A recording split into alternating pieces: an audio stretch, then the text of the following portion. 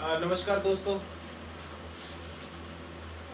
मैं आशा करता हूँ कि आप सभी ठीक होंगे, स्वस्थ होंगे, सुरक्षित होंगे। दोस्तों, आज का जो हमारा एक टॉपिक है वो है टीनेज। जो आज का जो हमारा टॉपिक है वो है टीनेज। टीनेज को हिंदी में कहते हैं भूपरिष्करण। भूपरिष्करण जहां पर खेती की यानी कि फार्मिंग की बात आती है, जो सबसे जो पहला जो होता है वो टीलेज ही होता है। अब टीलेज क्या होता है, हम इसकी बात करेंगे। दोस्तों, इस टॉपिक से हर एग्जाम, चाहे कोई भी एग्रीकल्चर कंपटीशन का एग्जाम हो, हर एग्जाम में 1 या 2 क्वेश्चन पक्का आता है। ठीक है दोस्तों, अब हम स्टार्ट करते हैं टीलेज। आज हम टीलेज के बारे में ऐसा पढ़ेंगे, किसी भी कंपटीशन में, कोई भी एग्रीकल्चर कंपटीशन हो या अदर कंपटीशन हो, उसमें भी क्वेश्चंस आ जाते हैं इसके। तो आज हम ऐसा टीलेज पढ़ेंगे, ऐसे इस टॉपिक को ऐसे कवर करेंगे कि इससे बाहर कुछ भी नहीं आएगा। अगर आएगा तो इसी टॉपिक से अंदर से ही आएगा। ठीक है, चलिए हम स्टार्ट करते हैं। सबसे पहली बात, टीलेज होता क्या है। देखिए दोस्तों, तो टीलेज है उसको हिंदी में मैंने कहा भूपरिष्करण कहते हैं, भूपरिष्करण बोलते हैं। जो टीलेज है ये एक पहली बात इसका मीनिंग करेंगे। टीलेज का जो मीनिंग होता है, ये एंग्लो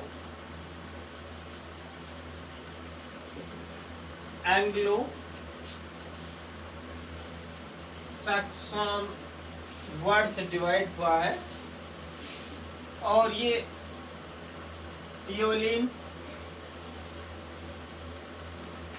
और टीलियन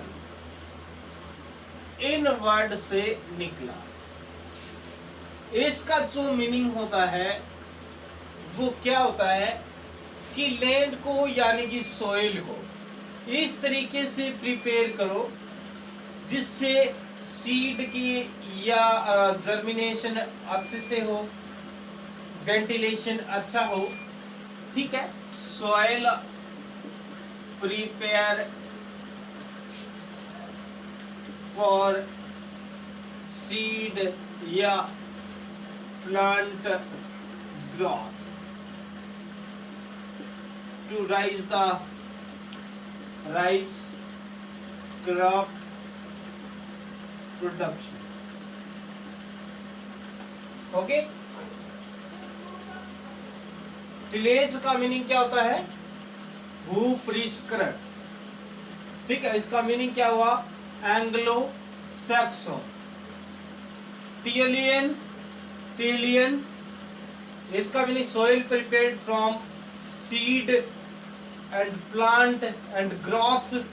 ठीक है, plant growth and raise the crop production. सबसे पहले जो टीलेज के बारे में किसने बताया कि ये क्या है? 1731 की बात है। कब की?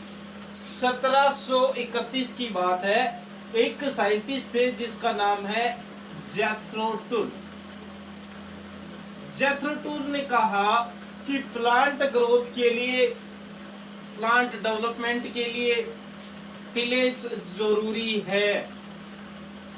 यानी कि सोइल पार्टिकल्स जो है, मृदा की जो कण है, उसका फाइन साइज होना चाहिए, फाइन पार्टिकल्स होने चाहिए। अगर फाइन पार्टिकल्स यानी कि कहने का मीनिंग है, अगर सोइल पार्टिकल्स का साइज कम होगा यानी कि महीन मृदा कण होंगे, उसमें क्या होता है, जो प्लांट होता है वो ग्रोथ अच्छी करता है। ठीक है, उसमें क्या है, प्लांट का विकास, प्लांट की ग्रोथ, वृद्धि जो है वो अच्छे से होती है। तो जेथरो टुल ने 1731 में क्या कहा कि नेसेसरी है और जरूरी है Jethro tillage for the crop production and plant growth and raise the crop production. बात उन्होंने ये ऐसा कहा। उसके बाद कुछ प्रिस्टले, लीबेग, कुछ साइंटिस्ट थे, प्रिस्टले और लीबेग, उन्होंने भी क्या कहा, उन्होंने प्रिस्टले और लीबेग ने कहा कि टिलेज से गुड एविएशन होता है, यानी कि वायु का संचार अच्छे से होता है, जिससे क्या है प्लांट जो पेड़ पौधे हैं वो अच्छे से वृद्धि भी कर सकते हैं और वो अच्छे से ग्रोथ भी डेवलपमेंट यानी विकास भी अच्छे से होता है। प्रिस्टले और लिवेग ने ये कहा। देखिए दोस्तों, जो टिलेज है 18वीं सदी की बात है। 18वीं सदी के अंदर और क्या हुआ था कि जो देसी हल थे इनका आविष्कार हो चुका था। देसी हल से पहले टिलेज करते थे। अब सबसे पहली बात, टिलेज की जो सही डेफिनेशन क्या होती है, परिभाषा क्या होती है? Manipulation, mechanical manipulation of the soil, यानी कि भूमि को, मृदा को ऐसा तैयार करना, इस तरीके से उसको प्रिपेयर करना जिसमें प्लांट ग्रोथ और plant development and good aeration and weed control and pest control and breaking the hard pan of the soil, इसको अगर इस चीजें हम करते हैं उसके साथ साथ तो क्रॉप का प्रोडक्शन बहुत अच्छा होता है। यही बात टिलेज है। अगर हम टिलेज ये जो सोइल को प्रिपेयर नहीं करते हैं, फेवरेबल क्रॉप के फेवरेबल नहीं करते हैं, तो दोस्तों क्या होता है, क्रॉप प्रोडक्शन कम हो जाता है, उत्पादन नहीं होता है, पौधे की वृद्धि और विकास अच्छे से नहीं होता है। तो tillage is the very important process for the agriculture. Okay, इतनी बात आप समझ गए होंगे। ठीक है, हम आगे बात करते हैं। टिलेज है उस कौन से एंग्लो सैक्सन वर्ड से डिवाइड हुआ है, निकला है, और जो टिलियोलिन और टिलियन, इसका जो मीनिंग होता है prepared soil for the seed and plant growth and raise the crop production. Okay, इतनी बात आप समझ गए होंगे। ठीक दोस्तों, आगे हम बात करेंगे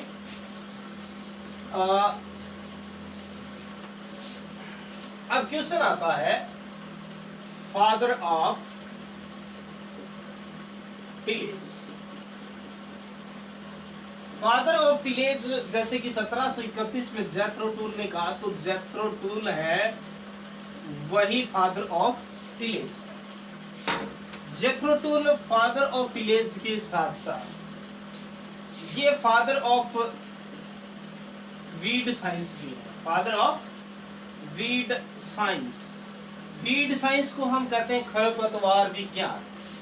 weed is a undesirable plant to unwanted plant like as बथुआ, खरबथुआ, हिरणपुरी, सत्यानाशी, फ्लेरिश माइनर, गेहूं का मामा, गुल्ली डंडा, पालक जो घास है, ये जो जितने भी ग्रासेस हैं जो अनवांटेड हैं, है ना, तो वो सारे वो होते वीड। और weed science, father of weed science is Jethro tool. जेथरो tool, जेथरो Tull ने एक बुक भी इसके बारे में बात ही कर लेते हैं। जेथरो टूल ने एक बुक राइट की थी जिसका नाम है horse hoeing husbandry. Horse hoeing husbandry book written by, ये बुक है, और ये बुक किन्होंने राइट की? जेथरो टूल ने की। Horse hoeing husbandry book written by Jethro Tull. Okay, father of tillage is Jethro Tull और father of weed science is Jethro Tull, और horse hoeing husbandry book written by Jethro Tull. याद रखनी है आपको ये बातें, ठीक है। एक बात और बता देता हूं, एग्जाम में क्वेश्चन आए तो आपको बताना है father of zero tillage. Father of zero tillage, आपके पास ऑप्शन आ गए, जैसे कि सबसे पहले Jethro Tull and Watson and क्रिक,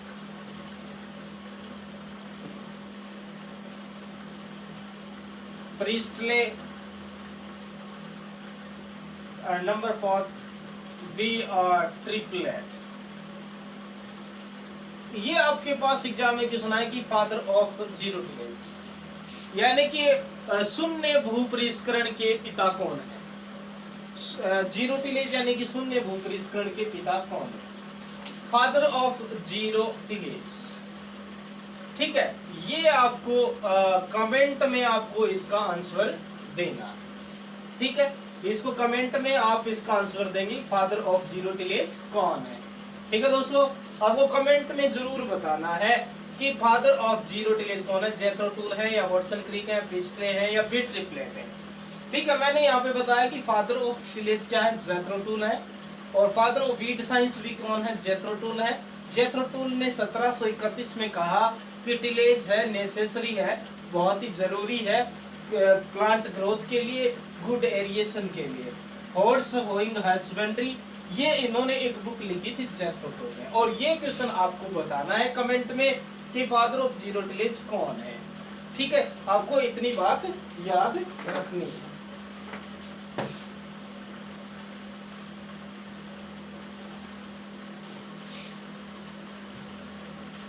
ठीक है, हम आगे बात करते हैं कि the main objective of the tillage. Objectives की बात करते हैं, यानी ऑब्जेक्टिव जो होते हैं उद्देश्य होते हैं, यानी कि हम टिलेज जो करते हैं वो क्यों करते हैं, क्या उद्देश्य है उसके, क्या ऐसा क्या है। सबसे पहली बात देखिए, जो टिलेज जो किया जाता है वो वीड कंट्रोल, यानी कि इसको कह सकते हैं खरपतवार नियंत्रण या खरपतवार को खत्म करने के लिए किया जाता है। देखिए दोस्तों, क्या होता है जब हम खेती करते हैं उसमें जो मैंने बताया था अनवांटेड प्लांट, क्रॉप के साथ साथ ही कुछ ऐसे वीड्स ग्रो कर जाते हैं, जिससे क्या होता है कि क्रॉप में और वीड में कंपटीशन हो जाता है, क्योंकि वाटर के साथ भी, न्यूट्रिएंट के साथ भी। तो उस कंडीशन में क्या होता है, वीड है वो प्लांट की ग्रोथ को डेवलप नहीं होने देता है, ग्रोथ को रोक देता है, उसको कम कर देता है। इस कंडीशन में हमें वीड कंट्रोल करना जरूरी है। अगर वीड कंट्रोल हमने उसमें वीड निकाल दिया तो हमारी जो क्रॉप है वो उसका प्रोडक्शन बहुत अच्छे से होगा। ठीक है, तो सबसे पहली बात, टिलेज से वीड कंट्रोल किया जाता है। तीसरी बात, remove hard pan of soil. दोस्तों, अगर हम 3-4 साल तक, यानी कि 3 और 4 ईयर तक अगर हम किसी भी प्रकार का टिलेज नहीं करते हैं, किसी भी प्रकार का मैनिपुलेशन नहीं करते हैं, तो जो हमारी सोइल है उसके नीचे क्या एक हार्ड लेने कठोर परत बन जाती है, जिससे क्या होगा कि हमारे प्लांट की जो रूट्स है वो नीचे नहीं जा पाती है। ठीक है, तो उसको रिमूव करने के लिए अगर उस hard pan of the soil, यानी कि मृदा की कठोर परत को तोड़ना, ठीक है, उसको हटाना, जिससे क्या होगा प्लांट बहुत अच्छे से ग्रोथ करते हैं और प्लांट में गुड एरिएशन भी होता है, वायु का संचार अच्छे से होता है, जिससे पौधा है अच्छे से फल फूलने लग जाता है। ठीक है, तो इसमें क्या है, टिलेज से हम remove the hard pan of soil, अगर मृदा की कठोर परत को हटाना, जिससे क्या है आपका प्लांट है अच्छे से ग्रोथ कर पाएगा। तीसरी बात, इससे जो होता है improvement soil fertility. Soil fertility को हिंदी में कहते हैं मृदा उर्वरता। मृदा उर्वरता होती है सॉइल की physical and biological and chemical condition. और यहाँ पर जो फिजिकल जो कंडीशन जो है, जो very well good physical condition जो बनती है वो हमारी टिलेज से बनती है। अगर जिससे, यानी कि the good physical condition for the seed, good physical condition after the tillage is called tilth. एक क्वेश्चन और आता है, मैं बता देता हूँ साथ, एक होता है बच्चे टिल्थ। और टिल्थ क्या होता है, good physical condition of soil after tillage। आपने टिलेज किया और टिलेज के बाद भूपरिष्करण किया, उसके बाद जो सोइल की जो भौतिक दशा है अगर वो गुड बहुत अच्छी रहती है, उस प्रोसेस में क्या कहते हैं, टिल्थ कहते हैं। After tillage for the plant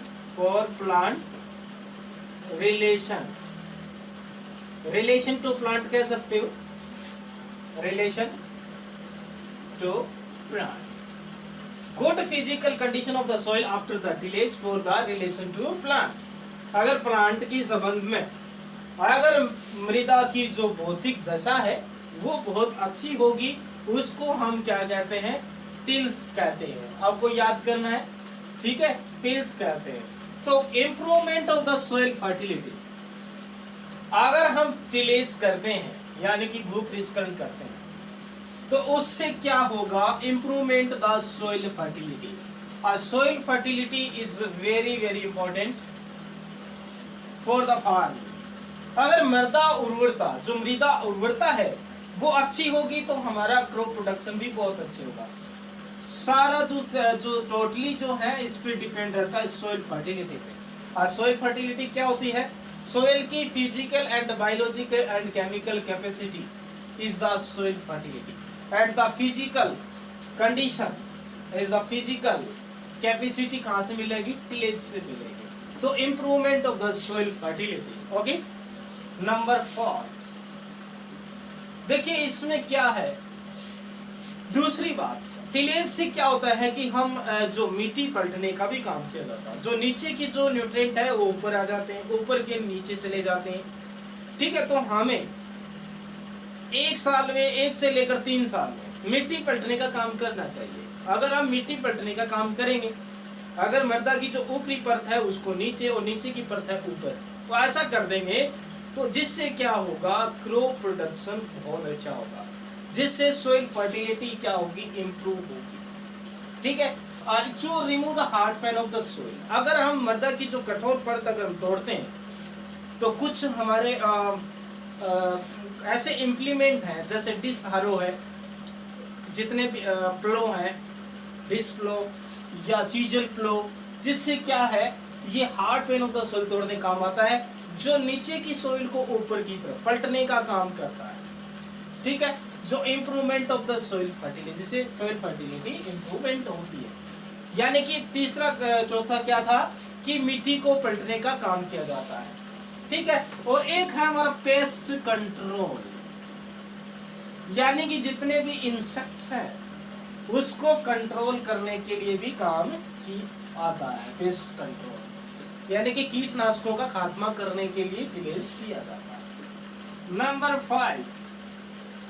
5 इसके अंदर क्या है, देखिए जितने भी हमने पढ़ा है, weed control, remove the hard pan of the soil, improvement of the soil fertility, pest control, ठीक है। ये सॉइल स्ट्रक्चर जो है, जो मृदा की जो आकृति है उसको भी तैयार किया जाता है। मृदा की जो सॉइल स्ट्रक्चर, सोइल स्ट्रक्चर यानी मृदा संरचना को भी ये डिपेंड करती है। तो इसलिए इन उद्देश्य से weed control, remove hard pan of the soil, improvement of the soil fertility, pest control, soil structure for the good aeration यानी कि वेंटिलेशन अच्छा करने के लिए, ठीक है। ये इसके मेन ऑब्जेक्टिव है। इसलिए इन काम के लिए क्या किया जाता है, हमें टिलेज करना जरूरी है, ठीक है। दोस्तों ये बात नोट कर लेना, ठीक है, एग्जाम में आ सकती है आपको ये बात। तो टिल्थ क्या है आप समझ गए होंगे, good physical condition of soil after the tillage.